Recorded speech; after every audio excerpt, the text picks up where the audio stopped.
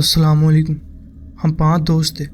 मैं, वकार, बिलाल, जैद, हमज़ा और सुहेल। ट्रिप का प्लान 3 महीने पहले बना हुआ था। नीलम वैली जाना था। 4 रात रुकना था। जून का महीना था। मौसम ठीक था। सबका मूड ज़बरदस्त था। एक कॉटेज बुक किया था नीलम रिवर के बिल्कुल किनारे पर, जंगल से घिरा हुआ, शहर से काफ़ी अंदर। ओनर ने कॉल पे बताया था कि पीसफुल जगह है, नेचर में कोई शोर नहीं है। हमने सोचा परफेक्ट है।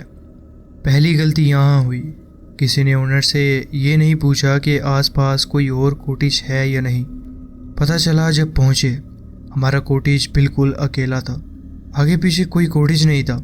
एक तरफ जंगल, दूसरी तरफ नदी, ऊपर पहाड़। बिल्कुल खूबसूरत था, लेकिन अकेला, बहुत ज़्यादा अकेला। पहले दिन नॉर्मल रहा। पहुँचे, सामान रखा, नदी के किनारे बैठे, खाना खाया, रात को सो गए। कोई चीज़ नहीं हुई, कोई आवाज़ नहीं आई। नींद अच्छी आई सबको। जो होना था वो दूसरी रात से शुरू हुआ। रात के करीब 2 बजे बिलाल की नींद खुली। वो कहता है कि मुझे खुद नहीं पता मेरी आँख क्यों खुली, बस खुल गई। उसने खिड़की से बाहर देखा। नदी थी, जंगल था, चांदनी थी। सीधा जंगल की तरफ एक चीज़ दिखी, एक रोशनी, छोटी सी पीली, जंगल के अंदर हिलती हुई चीज़। कुछ सेकंड दिखे, फिर सोचा कोई जंगल में होगा, कोई मुसाफिर, कोई मज़दूर। कर्फर ली और सो गया। सुबह उसने बताया सब। हमजा ने कहा टॉर्च होगी किसी की। सहर ने कहा जानवर की आंखें होती हैं रात को ऐसी। सुहेल चुप रहा। मैंने कहा ठीक है, आगे चलो। लेकिन मैंने नोटिस किया, सुहेल ने कुछ नहीं कहा।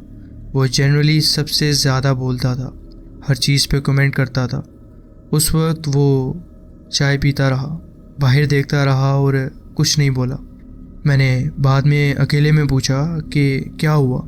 उसने कहा यार वो रोशनी मैंने भी देखी थी, लेकिन मैंने तुम्हें इसलिए नहीं बताया कि वो रोशनी जंगल में नहीं थी, नदी के उस पार थी। और नदी के उस पार जंगल इतना घना है कि कोई इंसान वहाँ जा नहीं सकता। तीसरी रात सबसे ज़्यादा अनकंफर्टेबल थी हमारे लिए। हम सब सो रहे थे। कॉटेज में 3 कमरे थे। रात के करीब 3 बजे जैद को लगा कि पीछे वाले कमरे में जो खाली था, हम में से कोई नहीं सोता था वहाँ। कुछ है, कुछ हुआ है वहाँ पर। आवाज़ नहीं, कोई चीज़ नहीं, बस वो कहते हैं कि अंदर से ऐसा लगा जैसे दरवाज़ा खुला उस कमरे का। वो उठा गया, दरवाज़ा बंद था। अंदर गया, टॉर्च मारी, खाली कमरा, खाली बिस्तर, कुछ नहीं था वहाँ पर। वापस आके सो गया। सुबह उसने बताया, इस बार हमज़ा भी चुप हो गया। जो रोज़ यार ये सब कुछ नहीं होता, ऐसा होता है, या ये दिमाग का खेल है, ये सब बोलता था। वो अब कुछ नहीं बोला, क्योंकि हमज़ा ने भी कुछ सुना था। और उसने ये कहा कि मुझे लगा शायद तुम में से कोई होगा, इसलिए वो कुछ नहीं बोला।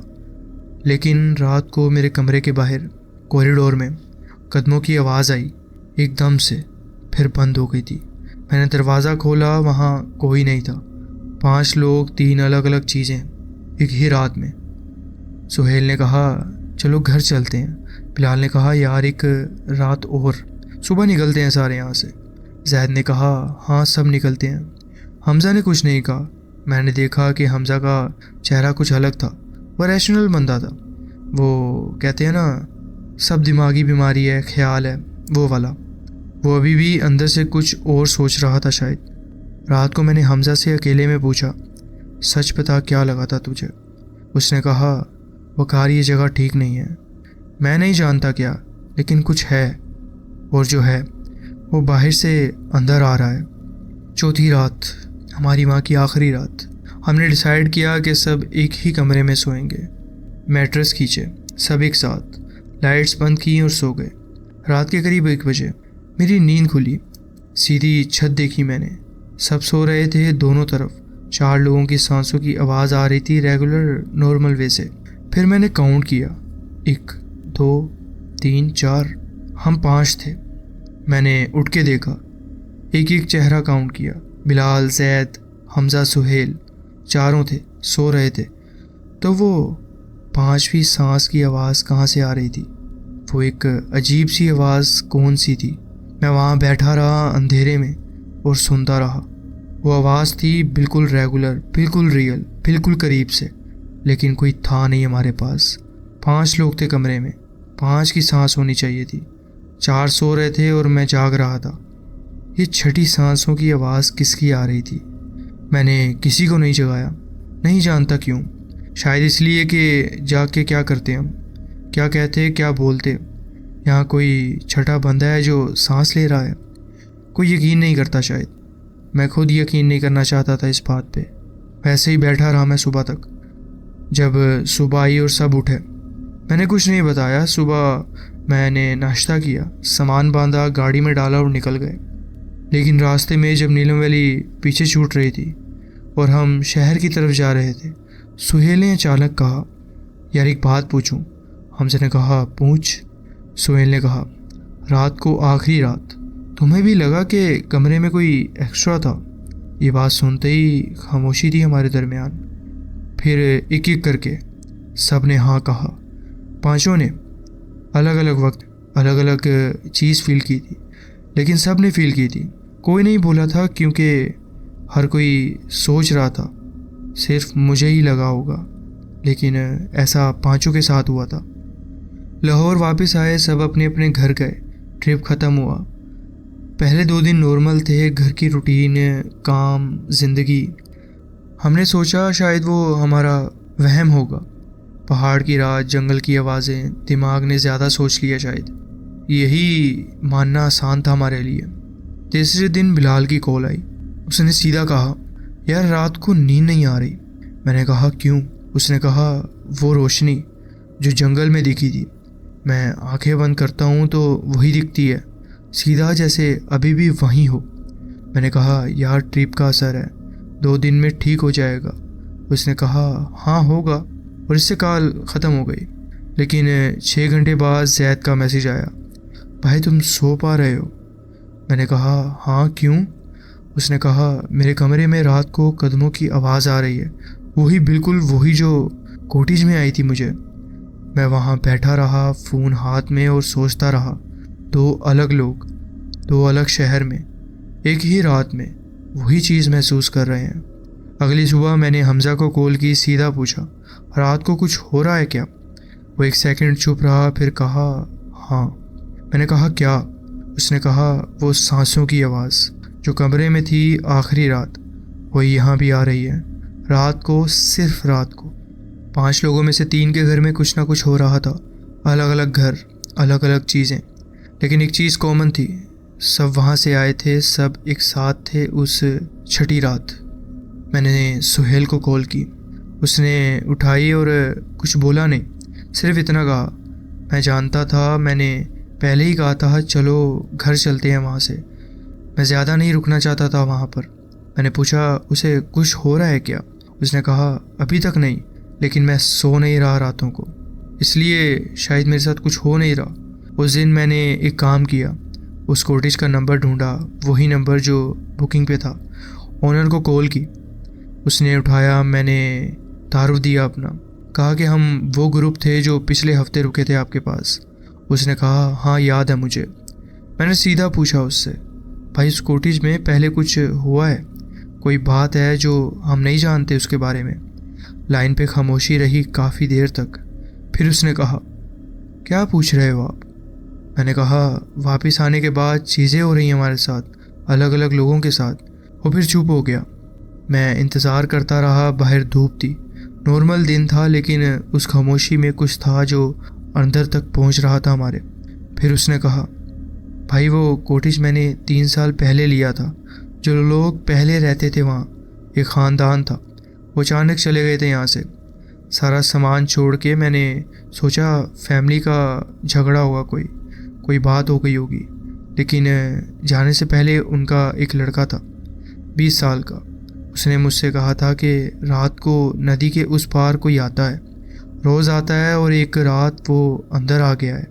मेरे हाथ में फ़ोन टाइट हो गया उस वक्त। उसने आगे कहा, वो लड़का तब से ठीक नहीं है, शहर में है, किसी से बात नहीं करता, घर से नहीं निकलता ज़्यादा। मैंने पूछा, और तुमने कॉटेज फिर भी बुक करना जारी रखा? उसने कहा, भाई 3 साल में काफ़ी लोग आए, सब ठीक रहे, तुम पहले हो जो वापस कॉल कर रहे हो। मैंने ये सब बाकी चारों को बताया, अपने दोस्तों को, ग्रुप कॉल की, सबको एक साथ पूरी बात बताई। खामोशी रही काफ़ी देर तक उस कॉल पे। फिर हमज़ा ने, वही हमज़ा जो हमेशा रैशनल रहता था, जो कहता था ये सब कुछ नहीं होता, उसने कहा, यार वो नदी के उस पार से आता है और हम 4 रात वहाँ थे। बिलाल ने कहा, पहली रात कुछ नहीं हुआ, दूसरी रात रोशनी दिखी, तीसरी रात आवाज़ें आईं, चौथी रात वो अंदर था हमारे साथ। किसी ने कुछ नहीं कहा लेकिन सब समझ गए थे। एक एक रात बिल्ड हुआ था, पहले डोर, फिर करीब, फिर बाहर, फिर अंदर, और अब हम घर आ गए थे। सुहेल ने एक काम किया जो किसी ने नहीं सोचा था। उसने उस एरिया के बारे में लोकल लोग ढूंढे, नीलम वैली के फेसबुक ग्रुप्स, कश्मीर के रेजिडेंट्स, एक ग्रुप मिला। उसने वहाँ पूछा उस कोटिस के बारे में, उस जंगल के बारे में। एक लोकल बंदा था मुजफ्फराबाद का, उसने जवाब दिया, वो नदी के उस पार वाला जंगल, वहाँ जाना मना है। पुराने लोग कहते हैं वहाँ कोई रहता है जो देखा नहीं जा सकता, सिर्फ महसूस होता है।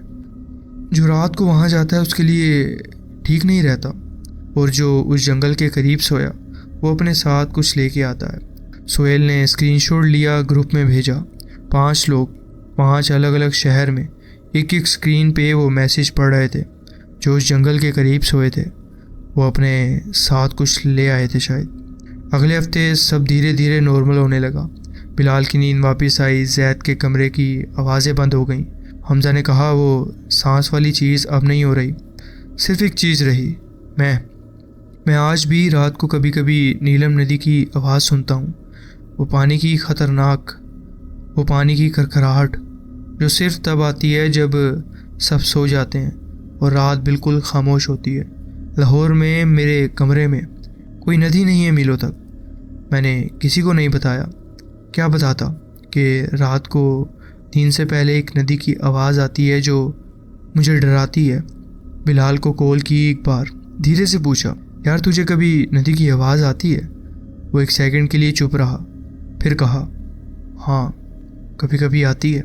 वो कॉटेज आज भी वहीं है, नीलम रिवर के किनारे, जंगल से घिरा हुआ है वो, और नदी के उस पार रात को रोशनी अभी भी वहीं होगी, जैसा कि लोग कहते हैं वो वहीं रहती है। खैर, ये था मेरा एक वाक़या जो मैं आपके साथ शेयर करना चाहता था। जी बहुत बहुत शुक्रिया, आपने अपनी कहानी हमारे साथ शेयर की। बढ़ते हैं अपनी नेक्स्ट स्टोरी की तरफ।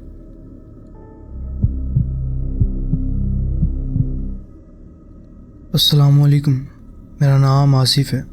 मैं लाहौर के एक सरकारी हॉस्पिटल में वार्ड बॉय का काम करता हूँ। 7 साल हो गए हैं। रात की शिफ्ट मेरी परमानेंट ड्यूटी है। सुबह वाले आते हैं तो मैं जाता हूँ। लोगों को लगता है हॉस्पिटल में रात को डरना चाहिए, लेकिन 7 साल में मुझे आदत सी हो गई है।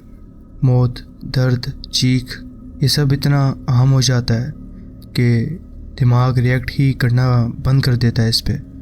लेकिन जो मैं बताने जा रहा हूँ वो 7 सालों में एक बार हुआ, और एक बार ही काफ़ी है। ये मार्च 2023 की बात है। वार्ड नंबर 7 मेरा वार्ड था, सर्जिकल वार्ड, मर्दों का। 20 बेड्स थे।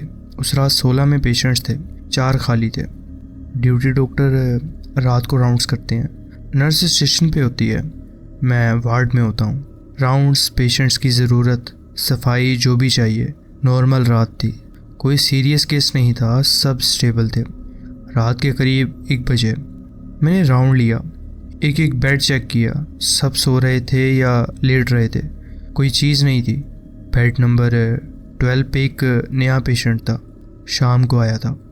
अपेंडिक्स का ऑपरेशन था, सक्सेसफुली हुआ था, रिकवर हो रहा था। नौजवान था, कोई 24 से 25 साल का, चुपचाप लेटा हुआ था, आंखें बंद थी, सब ठीक था। मैं वार्ड के बाहर गया, नर्स स्टेशन पे चाय पी, थोड़ी देर बैठा। रात के करीब 2:15 पे नर्स ने कहा, आसिफ भाई, बेड नंबर 12 पे पेशेंट की ड्रिप ख़त्म हो गई है, चेक करो। मैं अंदर गया, बेड नंबर 12 की तरफ गया, बेड खाली था। पहले मुझे लगा पेशेंट वॉशरूम गया होगा। ऑपरेशन के बाद पेशेंट्स अकेले नहीं जाते, असिस्ट करना पड़ता है, इसलिए मैंने सोचा अभी अभी गया होगा। वाशरूम का दरवाज़ा बंद था। मैंने हल्का खटखटाया, अंदर से कोई जवाब नहीं। थोड़ा और ज़ोर से खटकाया लेकिन कोई अंदर से आवाज़ नहीं आई। दरवाज़ा खोला, वाशरूम खाली था। मैंने पूरा वार्ड देखा, एक एक बेड, एक एक कोना। वो लड़का कहीं नहीं था। 16 पेशेंट्स वहाँ थे, 16 पेशेंट्स वहाँ थे, सब अपनी अपनी जगह पे। वो 17वां कहीं नहीं था। मैं बाहर आया, नर्स को बताया। नर्स ने डॉक्टर को कॉल की। डॉक्टर आया, रिकॉर्ड देखा, सीधा मुझसे पूछा, आपने लास्ट कब देखा था? मैंने कहा 1 बजे, जब मैं राउंड ले रहा था। लेटा हुआ था वो, आंखें बंद थीं। डॉक्टर का चेहरा थोड़ा अलग हुआ। उसने रिकॉर्ड में कुछ देखा, फिर नर्स को देखा, फिर मुझे देखा, फिर कहा, आसिफ भाई ये पेशेंट 11:47 पे एक्सपायर हुआ था। डेथ सर्टिफिकेट बन चुका है, इसकी बॉडी रूम में है। मेरा जैसे ये सुन के दिमाग घूम गया। मैंने कहा मैंने 1 बजे देखा था उसे। डॉक्टर ने फ़ौरन कहा 1 बजे जो तुमने देखा था, जो लेट रहा था, आंखें बंद करने की कोशिश कर रहा था, वो यहाँ था ही नहीं। बेड खाली था 12 बजे के बाद। मैं वहाँ खड़ा रहा, हाथ ठंडे पड़ गए थे मेरे। वो बेड देखा था, बिल्कुल साफ, बिल्कुल नॉर्मल। ड्रिप का स्टैंड वहाँ था, ड्रिप का पाइप लटका हुआ था, खाली, जैसे पेशेंट अभी अभी था वहाँ पर लेकिन गायब हो गया। डॉक्टर ने मुझे कहा ठीक हो जाओ, अक्सर ऐसा होता है रात की शिफ्ट में, थकान है शायद, आंखें धोखा देती हैं। मे भी नर्स को भी यही हुआ हो। मैंने हाँ कह दिया, और क्या कहता मैं, लेकिन मैं जानता था मैंने वो असल में देखा था। आंखें खुली थी मेरी, टॉर्च थी मेरे हाथ में। सीधा बेड नंबर 12 पे मैंने मारी थी वो टॉर्च। वो वहाँ था, सफ़ेद हॉस्पिटल ड्रेस में लेटा हुआ था, आंखें बंद थी, बिल्कुल ज़िंदा इंसान की तरह। अगली रात मुझे ड्यूटी पे वापस आना था। मैं गया, क्या करता, नौकरी थी। वार्ड नंबर 7 में आया, राउंड शुरू किए। बेड नंबर 12 अभी भी खाली था, नया पेशेंट नहीं आया था वहाँ पर कोई। साफ बिस्तर, फोल्ड की हुई चादर, खाली ड्रिप स्टैंड। रात के 12 बजे मैंने बेड नंबर 12 की तरफ देखा और वो वहाँ अब दोबारा मुझे नज़र आया। वही लड़का, वही सफ़ेद ड्रेस, वही पोजीशन, लेटा हुआ, आंखें बंद, बिल्कुल कल की तरह। इस बार मैंने नर्स को नहीं बुलाया, डॉक्टर को नहीं बुलाया, सीधा वहाँ गया, बेड के बिल्कुल पास। हाथ बढ़ाया, बिस्तर को छूने की कोशिश की और बिस्तर बिल्कुल खाली था। हाथ कुछ नहीं लगा मेरे, सिर्फ चादर लगी, ठंडी, फ्लैट, कोई वेट नहीं उसका, लेकिन वो दिख रहा था मुझे, सीधा मेरे सामने। वो वहाँ था। मैंने आंखें बंद की, 1 सेकंड, 2 सेकंड, और दोबारा खोली। अब बेड बिल्कुल खाली था। 3 दिन तक यही हुआ, हर रात करीब उसी वक्त 12 से 1 बजे के बीच। वो बेड 12 पे होता था। हर रात मैं जाता, पास जाता, हाथ बढ़ाता, लेकिन बाद में कुछ नहीं होता। सिर्फ आंखें बंद करो, खोलो और वो चीज़ गायब मेरे सामने से। मैंने किसी को नहीं बताया, नर्स को नहीं, डॉक्टर को नहीं, घर पे बीवी को भी नहीं, इसलिए कि जो मैं देख रहा था और जो लॉजिकली पॉसिबल ही नहीं था, वो कहने से मैं पागल कहलाता। चौथे दिन वार्ड नंबर 7 में नया पेशेंट आया, बेड नंबर 12 पे। नया पेशेंट आ गया था, वो भी आ गया, ये डर था मुझे। रात को नया पेशेंट सो गया, मैंने राउंड्स ली, बेड नंबर 12 देखा, नया पेशेंट वहाँ था, नॉर्मल सो रहा था। वो लड़का नहीं था इस वक्त। मैंने सोचा शायद अब नहीं आएगा, बेड पर कोई और है। रात के करीब 12:40 पे मैं वार्ड में था। अचानक वो फीलिंग आई, वो फीलिंग जो उन 3 दिनों में आदत सी बन गई थी मेरी, कि कोई देख रहा है। मैंने नज़र उठाई, वार्ड के आखिरी कोने में जहाँ दीवार थी, कोई बेड नहीं था वहाँ पर, लेकिन वो खड़ा हुआ मुझे नज़र आया वहाँ पे। पहली बार खड़ा था वहाँ पर वो। पहले तो वो बेड पर लेटा होता था, अब सीधा खड़ा हुआ था, मेरी तरफ देख रहा था। आंखें खोली थीं, चेहरा साफ दिख रहा था, वही लड़का 24-25 साल वाला। आंखें बिल्कुल खाली थी, मतलब खाली, जैसे वहाँ कुछ था ही नहीं, सिर्फ सफ़ेद, और वो मुझे देख रहा था। मैं वहाँ खड़ा रहा, पैर नहीं उठे, आवाज़ नहीं निकली, वो भी वहाँ खड़ा रहा, कोई हिला नहीं, कोई बोला नहीं। फिर उसने हाथ उठाया, सीधा जैसे कोई कुछ दिखाता है, किसी चीज़ की तरफ इशारा करता है। उसने वार्ड के दरवाजे की तरफ इशारा किया, वही दरवाज़ा जिससे मैं अंदर आता हूँ, बाहर जाता हूँ। मैंने दरवाजे की तरफ देखा, कुछ नहीं था वहाँ पर। दोबारा उसकी तरफ देखा, लेकिन अब वो वहाँ नहीं था, वो गायब हो चुका था। कोना बिल्कुल खाली था। मैं सीधा बाहर निकला, नर्स स्टेशन पे आया, बैठ गया। नर्स ने देखा और कहा, आसिफ भाई ठीक हो? चेहरा क्यों इतना सफ़ेद है? मैंने कहा कुछ नहीं, लेकिन अंदर एक सवाल था जो नहीं जा रहा था। वो दरवाजे की तरफ क्यों इशारा कर रहा था? क्या दिखाना चाहता था मुझे? ये सोच के मुझे और बड़े अजीब ख्याल आ रहे थे। क्या वो बाहर जाने का कह रहा था मुझसे? उस रात की बाकी ड्यूटी मैंने नर्स स्टेशन पे बैठी की। राउंड्स का वक्त आया तो नर्स से कहा कि तुम देख लो, मेरी तबीयत ठीक नहीं है। नर्स ने कुछ नहीं कहा, चली गई वो। मैं वहाँ बैठा रहा, चाय का कप हाथ में पकड़ा हुआ था मैंने। अंदर वो सवाल घूमता रहा मेरे। दरवाजे की तरफ इशारा क्यों किया था उसने? सुबह ड्यूटी ख़त्म हुई, घर आया, लेट गया। नींद नहीं आई, बस छत देखता रहा। शाम को ड्यूटी पे जाने से पहले मैंने एक काम किया, हॉस्पिटल का पुराना रिकॉर्ड ढूंढा। मतलब मैंने खुद नहीं ढूंढा, एक दोस्त था रिकॉर्ड रूम में, नवीद। उसे कहा कि मार्च में वार्ड नंबर 7 में जो पेशेंट एक्सपायर हुआ, बेड नंबर 12 पे, उसका रिकॉर्ड चाहिए। नवीन ने पूछा क्यों? मैंने कहा पर्सनल वजह है, प्लीज़ कर दे। उसने आधे घंटे बाद मैसेज किया। नाम था शज़ेब, 24 साल, गुजरांवाला का रहने वाला था। अपेंडिक्स ऑपरेशन सक्सेसफुल रहा था, लेकिन बाद में इंटरनल ब्लीडिंग शुरू हो गई थी। डॉक्टर को पता नहीं चला था वक्त पे, और 11:47 पे एक्सपायर हुआ था वो। एक चीज़ और थी उस रिकॉर्ड में, एक और नोट था, फैमिली इन्फॉर्म्ड। बॉडी कलेक्ट नहीं की, अभी भी रूम में है। फैमिली ने बॉडी कलेक्ट नहीं की थी उसकी। उस रात मैं ड्यूटी पे गया, वार्ड नंबर 7 में आया, राउंड्स किए, सब नॉर्मल था। बेड नंबर 12 पे नया पेशेंट था, सो रहा था, बाकी सब अपनी जगह पे थे। रात के 11 बजे मैंने डिसाइड किया कि आज मैं भागूंगा नहीं, जो भी आए मैं देखूंगा, मैं रुकूंगा।